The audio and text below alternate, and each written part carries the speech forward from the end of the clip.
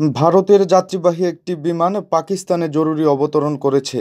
বিমানের একজন যাত্রীর স্বাস্থ্যগত কারণে বিমানটি করাচিতে অবতরণ করে। সংযুক্ত আরব আমিরাত ভিত্তিক গণমাধ্যম খালিজ টাইমসের খবরে বলা হয়েছে, বিমানটি দিল্লি থেকে কাতারের রাজধানী দোহায় যাচ্ছিল।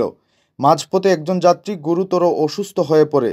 বিমানের ক্রু পাকিস্তান এয়ার ট্রাফিক কন্ট্রোলে যোগাযোগ করে মানবিক কারণে বিমানের জরুরি অবতরণের আবেদন জানায়।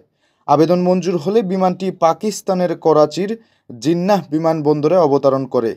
খবর অনুসারে যে যাত্রী অসুস্থ হয়ে পড়েন তিনি নাইজেরিয়ার নাগরিক আবদুল্লাহি। বিমান অবতরণের পর চিকিৎসকেরা ওই যাত্রীকে পরীক্ষা নিরীক্ষা করেন। চিকিৎসকেরা জানান উড্ডয়নকালেই তার মৃত্যু হয়েছে, কিন্তু সঠিক কী ধরনের অসুস্থতায় ওই যাত্রীর মৃত্যু হয়েছে তা খবরে জানানো হয়নি। প্রয়োজনীয় পদক্ষেপ নেওয়ার পর বিমানটি পুনরায় দোহায় রওনা দেয়।